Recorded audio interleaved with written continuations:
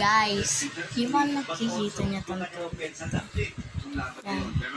Yan nakikita niya yan. Oh, may yellow siya. So, ang gagawin ko may pop challenge ako sa inyo. Wait lang, bilis ng oras. Ang bilis kasi ng oras ko. Pop challenge ako. Tabay-tabay tayo. Kapay ng yellow. Kasi hindi mo na malamigan siya ang tayo. Pwede kasi ito. Yan guys.